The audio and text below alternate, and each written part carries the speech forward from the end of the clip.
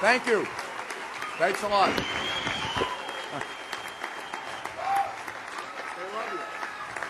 Thank you very, very much, Bill. Thank you very, very much, Bill, and thank you for that wonderful introduction, and thank you for all of your help and support and friendship over the years. And Cindy, thank you very, very much for giving him the support and the. Thank you, Bill Simon, for all your help and all your support. And I'm used to usually speaking with a lavalier microphone on and walking all around. So I got to get used to the fact that there's a microphone and I'm going to have to stay in one place. I'll tell you why that happened. I don't like being behind a podium because my first case as an assistant United States attorney, maybe it was my second, I can't remember, but it involved a seaman who tried to kill another seaman on a ship. He knifed him. And the case was given to me. I was a new, young assistant U.S. attorney. And my boss gave it to me. He said there are 5 witnesses and a confession. And any idiot can win this case. And he handed me the case. So I was very nervous. It was my first trial. I was very nervous. I wrote everything out. I read everything. And I kept my head down. And I never looked at the jury until the very end of the trial, when I got up to give a summation. And I got to the point, I'm reading it. I got to the point where I read, the defendant stabbed the victim. I looked up at juror number 11. She looked back at me and she went like this.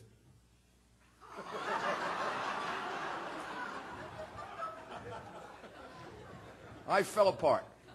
Went back to my notes, rushed to the end, got to the end of the summation, and I read the part that I had written down. It said, please convict the defendant. I looked up at juror number 11 again. She looked at me and she went. I was broken. Sat down. The judge charged the jury. The jury went out. Within a half hour, the jury came back with a note. The note said, we've got a verdict. Jury walks in. I'm thinking about it. I lean over to my more experienced assistant U.S. attorney who was helping me and knew more about this, and I said to him, what does it mean when the jury comes back quickly? He looked at me and he said, usually it's good for the government, but in your case...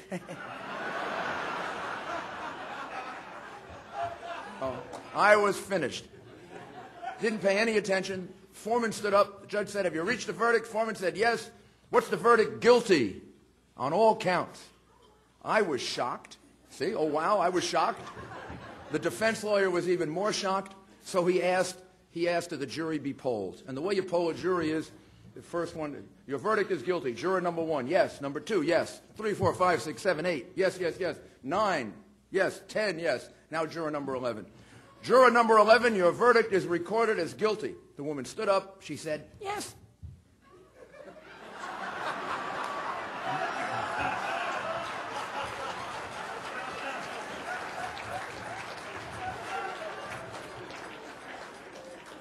Since then, I always get away from the podium.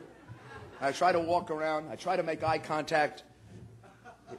It'll all go well. If you start shaking your head, I'm out of here. But it's great. It's great to be in California, and it's great to have the support of Bill. It's terrific to be in the state of Governor Schwarzenegger, who is a very, very good friend of mine. I remember when the governor was first thinking of running, he called me up on a cell phone, and I answered the phone myself. He was on the phone. There was no intermediary. He just got on the phone, and he told me he wanted me to support him. He reminded me that once, several years earlier, I had told him he should run for office because of his great interest in service and public affairs and his leadership ability. And he said, I want your support. And then people asked me, well, why did you support him? I said, I was afraid not to.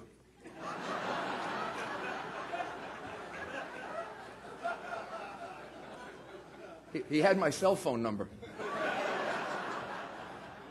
I saw all those movies with throwing those grenades and torn. But seriously, at a time like this, with the challenges that California has, and you've got challenges that are really very, very much consistent with your size. I mean, you're bigger than most countries.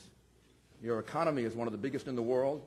That creates great opportunities, great challenges, and you need to have a can-do, optimistic, kind of solve problems from strength kind of an approach. And your governor kind of has that by instinct, and that's really that's a good thing, a really good thing for Republicans and a good thing for California. And Duff, thank you very, very much for the service to our party. And I'm a Yankee fan. All right, okay. I pay a big price in New York being a Yankee fan because my predecessors, a lot of them used to pretend to be Yankee fan and Met fan. They used to wear these hats. You know, one side would be the Yankee thing, then they flip it around, then they have the Met thing.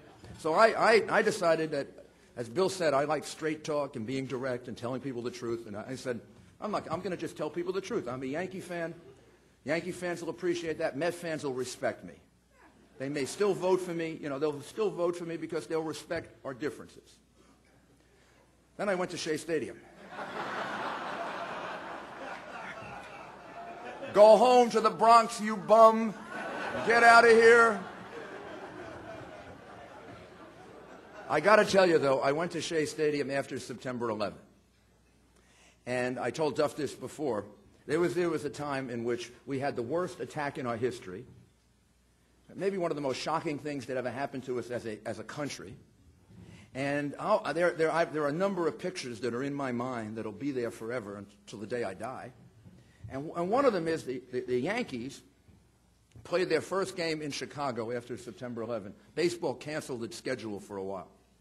And I just happened to be passing the screen because I was too busy to watch except intermittently. And there's one picture that I will remember forever. Seventh inning stretch. They were singing, I think, God Bless America in Chicago. And there was a big sign, looks like those I Love Rudy things. Just like that. Didn't say I love Rudy. It said Chicago loves New York.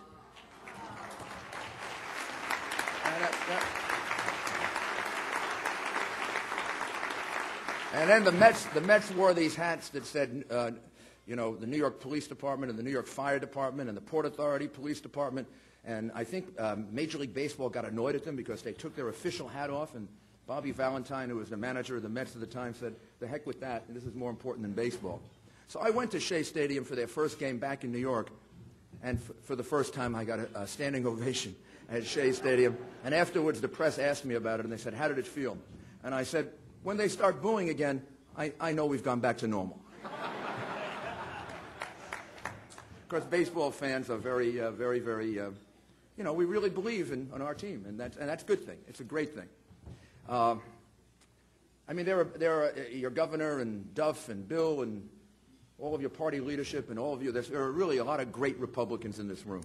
But I'll tell you, just coming out here, I couldn't help but thinking for the last several days that this is the place that gave us maybe the greatest Republican in the last 100 years, Ronald Reagan. Right?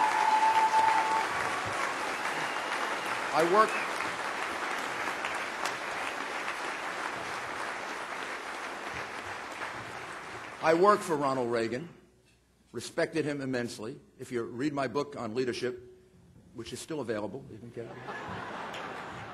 It's a nice book. You'll see that Ronald Reagan is one of my heroes.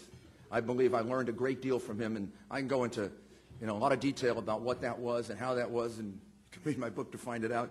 But here's the one I want to talk about a little bit today. Because we got to kind of borrow this now. We have to get it and apply it to our own times. Ronald Reagan embodied optimism. He embodied the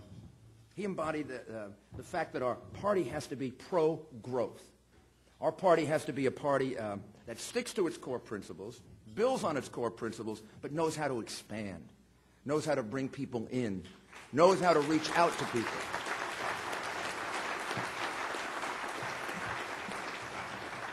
He made us a party of the future, a party that was looking forward toward the future, no heads down, heads up, moving toward the future. And that's what we have to be determined to do with the Republican Party. Our goal as Republicans is honestly not about the Republican Party. Our goal is about America. Our goal is about making America stronger, making it greater.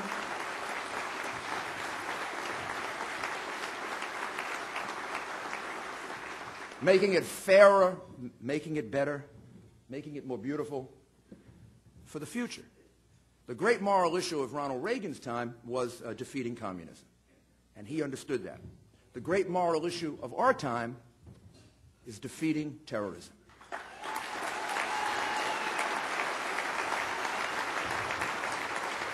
And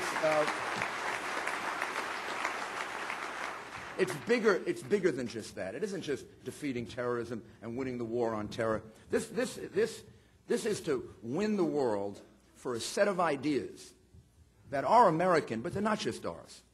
They're ideas that I believe come from God. That's what our founding fathers told us. That's where they come from. So this is a war, sure, because we have to protect ourselves and defend ourselves, but it's also a debate for the minds and the hearts and the souls of people with the right ideas that we have. And as Republicans, we're the party of freedom. We are. That's how we started. We're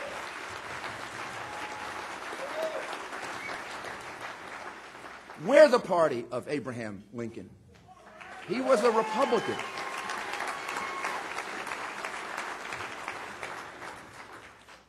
So as we look to revive our party, we have to do it based on our founding principles. We've got to emphasize not what we're against. We've got to emphasize what we're for. We have to emphasize a positive, optimistic vision. I like to say that we need to be Republican strong, not Democratic light.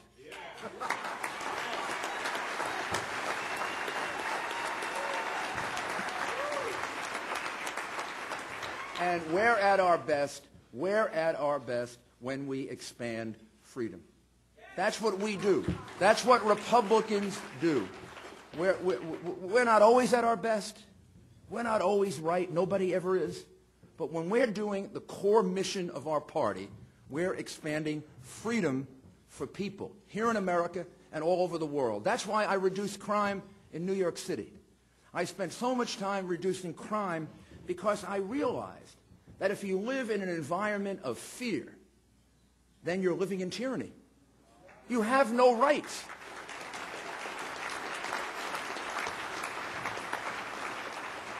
So we have to be a party that understands that we have to bring safety for people.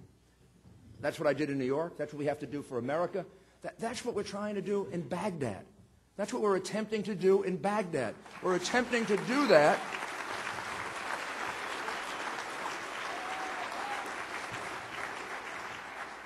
We're attempting to do that so that the good people there who are trying to control their lives and they're trying to develop those other freedoms have the environment in which they can do that.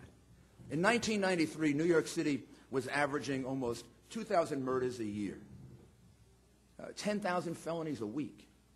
I mean, that wasn't liberty. That wasn't freedom. That was a form of tyranny. And we were declining. 1 out of every 7 New Yorkers was on welfare. And it was going to grow even greater than that. 1.1 million people on welfare. I mean, it was a situation in which people wanted to leave the city, and their heads were down, and they thought things were going to get worse, not better. And I didn't accept that. I thought the way you solve problems is from strength, not weakness, from optimism, not pessimism. How do we solve it? What do we do about it? So we made public safety a fundamental civil right. We cut crime in more than half. We saved a lot of lives by doing that. But more than that, we people emerged. People were able to use their restaurants and go to theaters, and they were able to send their children to school and not worry about it. So that's how we grew. That's how we grew freedom. We cut welfare rolls in half because we believe that it is much, much better to give people a hand up rather than a hand out. Much, much better.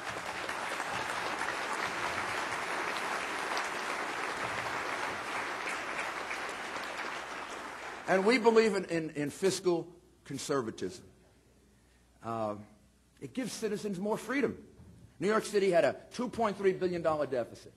Over a period of time, we turned the $2.3 billion deficit into a over $3 billion surplus. And it gave people a lot more choices, a lot more help, and a lot more assistance. And we reduced taxes by an enormous amount.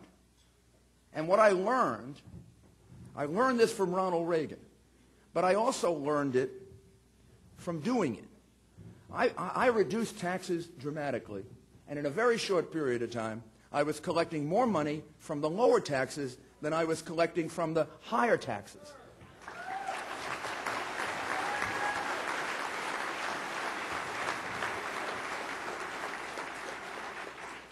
So our agenda as Republicans for the future has to be an agenda that's based on optimism. It has to be an agenda based on giving people more control over their own lives. We have so many things that we have to do. We've got to save our schools. Republican ideas will save our schools much better than remaining locked in the just repetitive, monopolistic practices that the other party seems to be just totally owned by.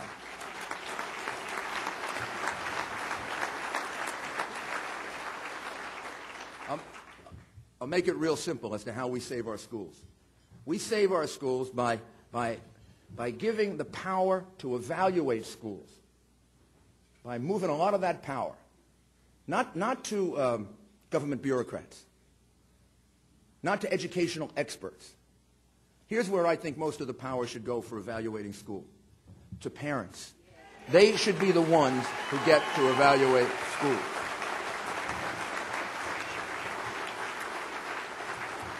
It's real simple. The Republican Party is for parents, and the Democrats are for bureaucrats. It is very clear. We have to extend health coverage. It is critical that we do that. We have to reduce costs. We have to reduce the cost of health coverage. We have to reduce the enormous burden of malpractice awards and that are driving people out of the medical profession. There are so many things that we have to do, and we can do it. But we got to do it out of strength, not weakness. We got to do it from. We have to step back for a second and say to ourselves, what's the best healthcare system in the world? The U.S., right? When's the last time somebody went to England, France, Germany, Canada to get a heart operation?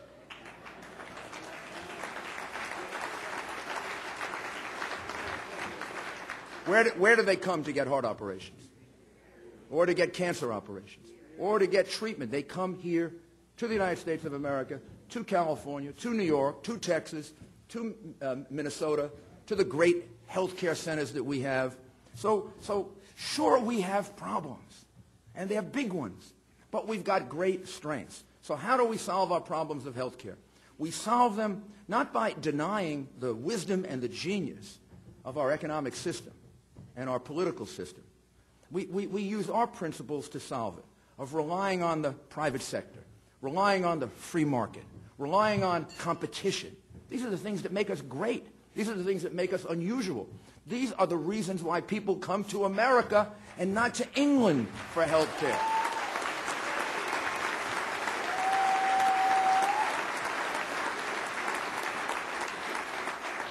We have to expand health accounts. We really have to do legal reform to get those judgments that are out of control under control, make them rational and reasonable. We have to create many more incentives for people to buy insurance, private insurance, and we got to keep options alive because the health decisions that get made should not be getting made by government bureaucrats and insurance managers. The health decisions that get made should be made by you and your doctor.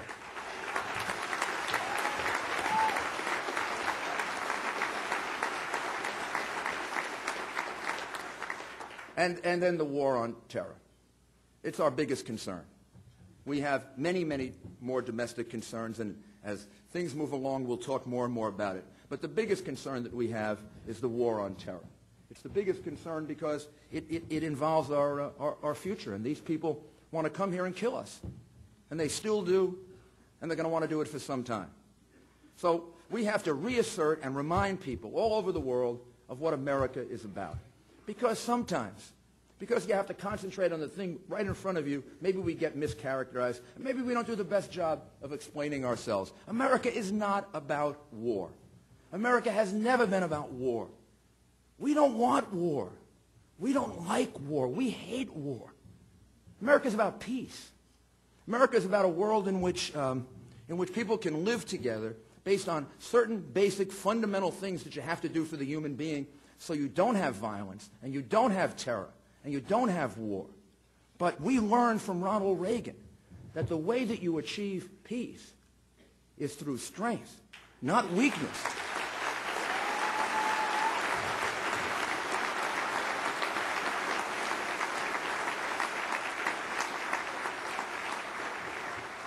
Iraq is only part of this. It's part of the overarching war on terror. And it's part of the big goal that we have to try to win people over for our ideas and our thoughts. But Iraq is important. It's really important. And it's really important to us that our strategy works in Iraq, that we bring some stability and some peace there. And if we do, and I hope every single American hopes and prays and supports success for our troops in Iraq and in Baghdad.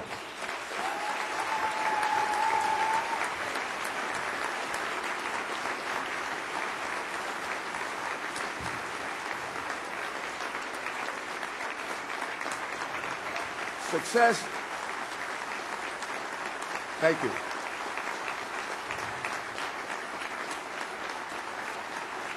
Success. Thank you. Thanks. Thank you. Thank you. Thanks. Thank you. You know, I'm just going to digress for a minute. Last week when I was here in California, I was in San Diego, and I met with a group of sailors and Marines, from admiral right on down to corporals, and I think almost all of them had been in Iraq at least once, maybe twice. And I said to them, look, tell me the truth about what's going on there. I want you to tell me in your own. You've been there. You've fought this battle, this war. You know it better than I know it. You know it better than anyone knows it. You know it better than the media knows it. You know it. Tell me what's going on. I said, I'm not the president.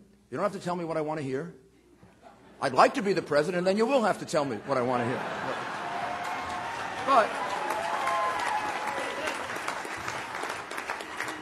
I'll tell you, they told me a lot, but I'm going to tell you the thing that they told me that I was reminded of when you all stood up and applauded in that very, very emotional way. They said, would you please tell them that we understand what we're doing, we know what we're doing, we're a volunteer army, we're not here because anybody's forcing us to be here, we know what we're trying to achieve. And then they went on to explain the war on terror and what they're trying to achieve better than I've heard any of us explain it. They said, we're there because if we've got to stabilize Iraq. If we don't, Iraq will turn into a headquarters, a major headquarters for terrorism. And ultimately, we will put many, many more American lives at risk. Civilians at home, Americans abroad, and many, many more of our soldiers and sailors who will have to sacrifice their lives if we pull out, if we run away, and all of a sudden a major war develops between the Shiites and the Sunnis and Iran and Syria on the one hand and Saudi Arabia and the Sunni countries on the other. And so please, please give us a chance to support us and give us a chance to get it right. And that is what they said to me. I did not say that to them.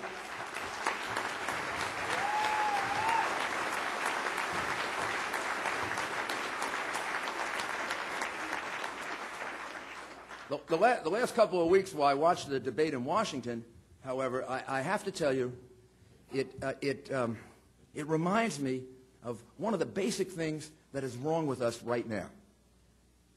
And it isn't whether your position is for or against the war. People are entitled to positions for or against. We're a democracy. We're people of conscience. You can come to different conclusions about it. What I don't get is the non-binding resolution. I don't get that. In the business world, if 2 weeks were spent on a non-binding resolution, it would be considered non-productive. Right?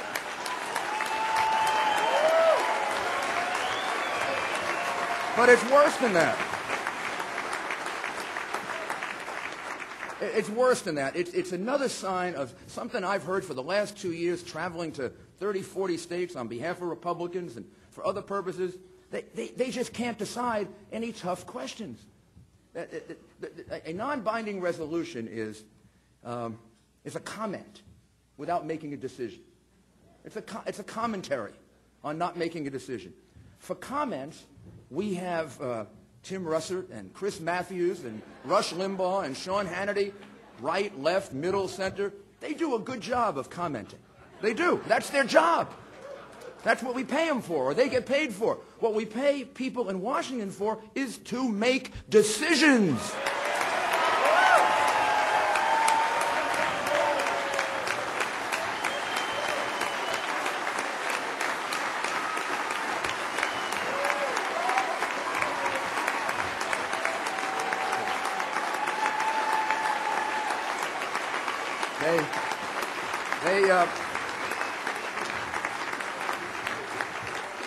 They can't decide on Iraq. They can't decide on Social Security. They can't seem to decide on immigration. They can't decide on tort reform. They can't decide on tax relief. They can't decide on energy. These are all too tough. They're too politically controversial. So the best thing to do is not decide, not to do anything. And a president doesn't have that option. We are very fortunate to have President Bush. We're very fortunate.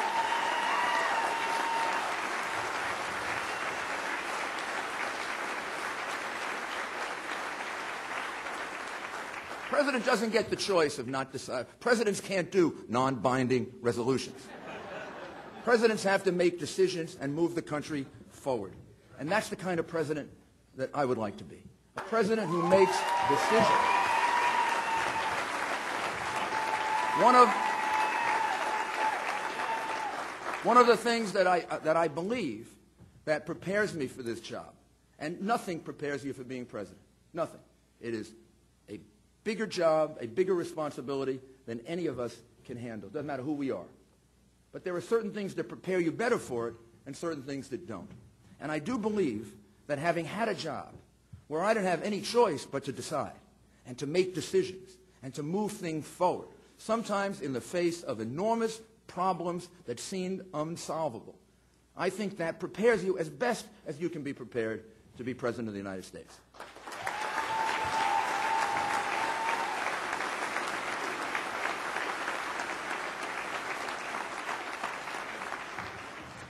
And in our discussions about Iraq, although tremendous attention has to be paid to it, and we have to get it right, and none of us knows the outcome during a time of war. I mean, suppose our great first Republican president, had to deal with the kind of situation that President Bush and we all have to deal with today during the Civil War. The Civil War went really, really badly. I mean, 2 or 3 years into the Civil War, here's the story that would have been in the newspapers or on CNN or been reflected in the public opinion polls if they had things like that back in 1862 and 1863. We had lost, the Union Army, President Lincoln's army, had lost just about every battle. He couldn't find a general he could get along with. I think he fired 2 or 3 of them. We were going to win the war in 6 months. It was 2 years later, 3 years later. We had more casualties in the Civil War than any war we've ever had, because we had casualties on both sides in that war. And we had battles right outside and right inside and right around our cities.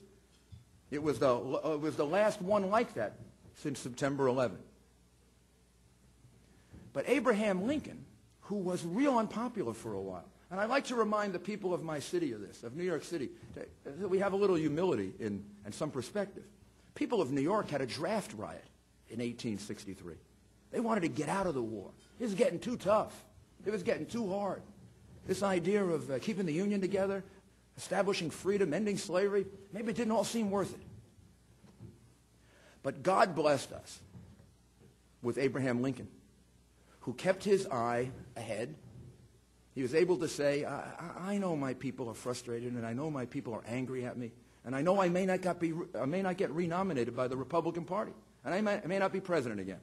But there are things that are even more important than being president. The things that are more important than being president to Abraham Lincoln was it had to remain one union, and we had to end slavery. And he kept his focus on that.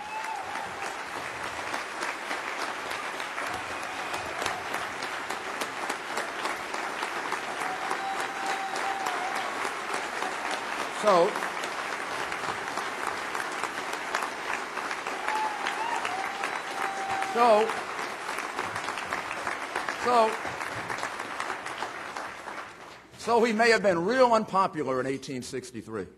I don't imagine too many people predicted in 1863 that Abraham Lincoln would be our greatest president. He was our greatest president because he had the ability to look forward.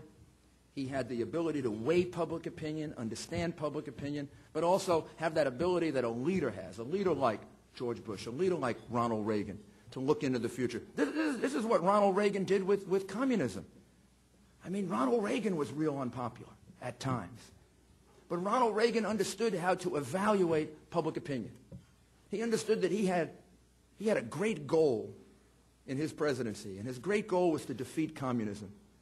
And you read Gorbachev's books and commentaries, and he can explain to you what Ronald Reagan did. Ronald Reagan spent the Soviet Union into oblivion. He spent them into oblivion. And every bit of that spending he got criticized for, as spending too much on defense, on being a warmonger, on making it more likely that we would have nuclear war than not.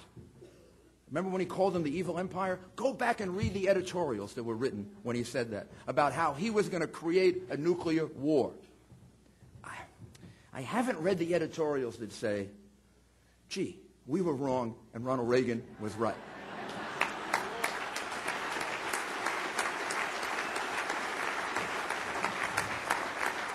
I think three people get immediate credit for ending the Cold War.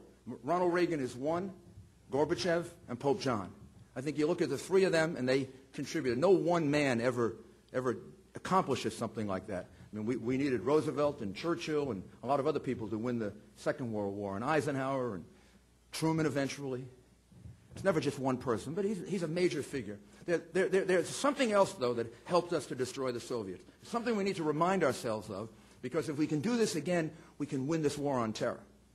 You know who else helped win the war against the Soviets, the Cold War? This is not an advertisement. Pepsi Cola. You want to know why, right? Because 20 years earlier, 25 years earlier, they went and did business in the Soviet Union. And then Coca-Cola went there, and McDonald's went there. And by 15, 20 years later, I was reading the newspapers, and this is when I knew we were going to win the Cold War. I was reading in the newspapers that Soviet kids, Russian kids, were buying American jeans. What we essentially did with the Soviet Union is Pepsi and Coke and McDonald's and all these great American companies that went and did business there, they sort of taught the Soviet kids at the grassroots level and the Soviet people at the grassroots level what the blessings are of having freedom and democracy and choice and some fun in your life and some optimism in your life. What these great principles can do for the human spirit. So in essence, Pepsi and Coke and McDonald's kind of softened up the Soviets from below, right? And Ronald Reagan pushed them over from the top.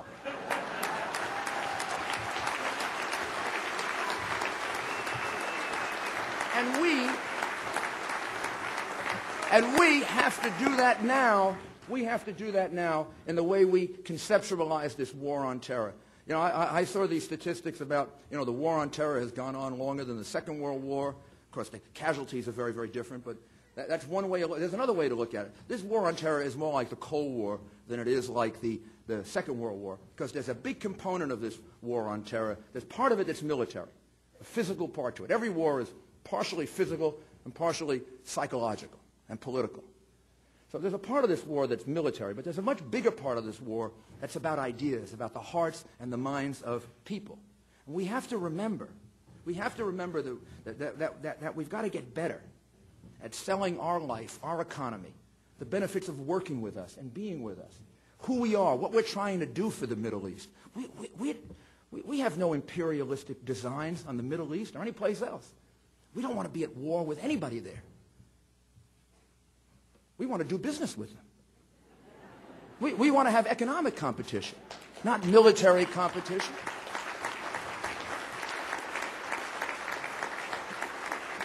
And we have to get better at that, and we have to become more subtle about it. And we as Americans, I mean, we had a long time when we could live in isolation if we wanted to. And we had a choice about that. I never thought that was the best choice, but that was the choice that we had. We don't have that choice anymore. If we try to exercise that choice, we're going to leave our kids behind. We're part of the world. We're the leader. We're the leader. We're not just part of this world. We're the leader. We're the leading economy. We're the leading military. We're the leading place for freedom and democracy. I know the great concern here in California and all over the country with immigration. And we have to be secure. And we have to have secure borders. And we've got to do so much more to make sure that we know who's in the United States and why they're here. We've always had to do that, and now we have to do it as a matter of national security. But please,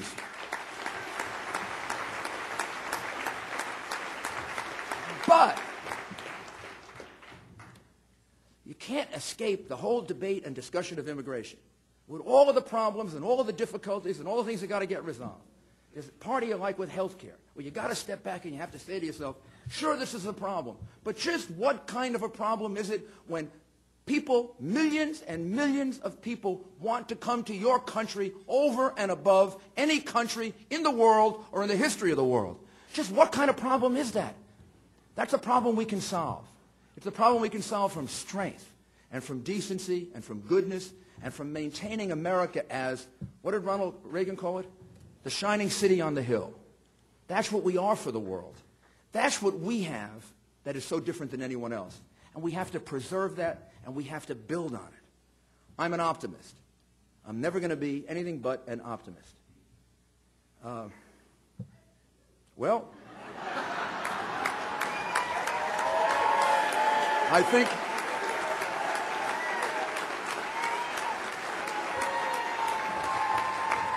I've always been an optimist, and I know we're going to prevail in the war on terror. And I know it for a very, very special reason, because I've seen up close Americans handle the worst that could happen to them in a shocking way. And I've seen what they're made of. Americans are very, very strong people because they know that they're the luckiest people on earth. They know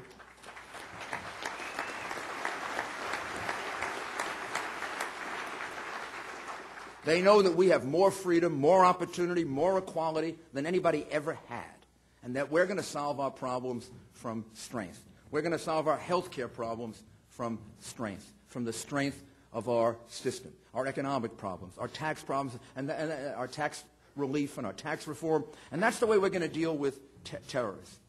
You know, when the war in Iraq hasn't gone as quickly as we thought, when it didn't lead to pacification and legalization and stabilization and democratization as quickly as possible, we got to step back from it and say, we've got to get it right, but ultimately, we've got the right ideas. The world is moving in our direction.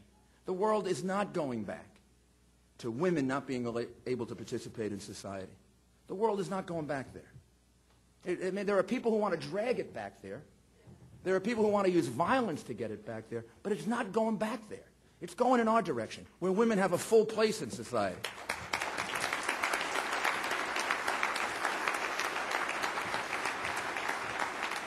And I have the same confidence that we're going to prevail in this war on terror, and the part of it that I have great confidence in is not just the military part, but the war of ideas, the thoughts and the hopes and the dreams and the aspirations that people had. On the day of September 11, 2001, at the end of the day, I think it was my last press conference today. I honestly can't remember them all, and I can't remember the time sequence all that well. But I remember, toward the very end of the day, saying that I want my city to emerge from this stronger than it was. And I wanted that, and I prayed for that, because I understood what the terrorists were trying to do to us. They're trying to do two things to us that day, and now they're trying to do that to us.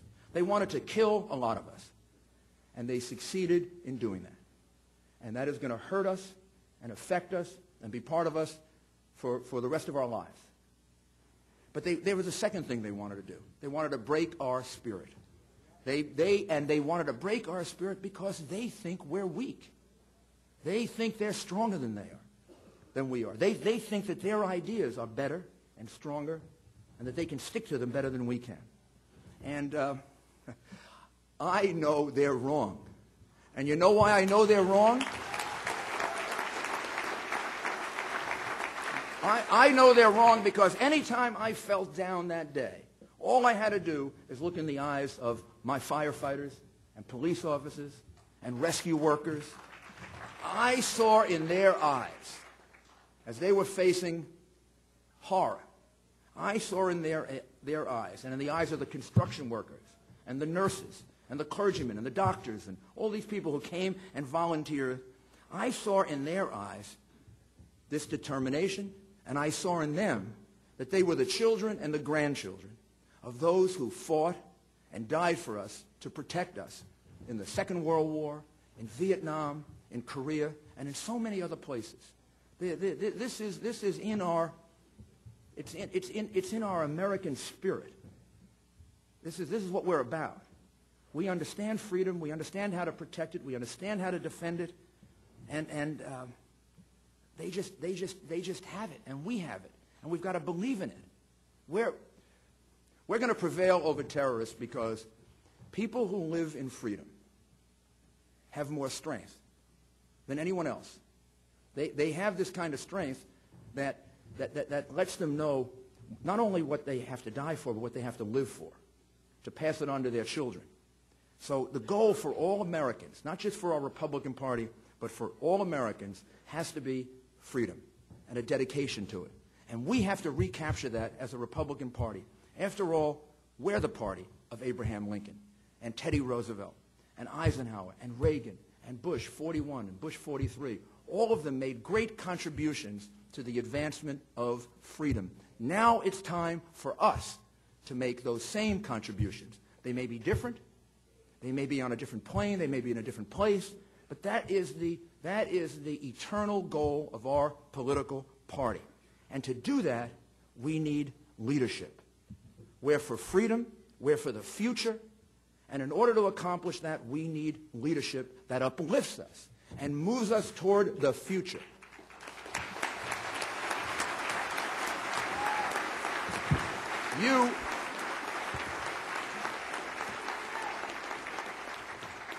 You get to decide who that leader is going to be. And I wish you'd decide on me. Thank you, and God bless you.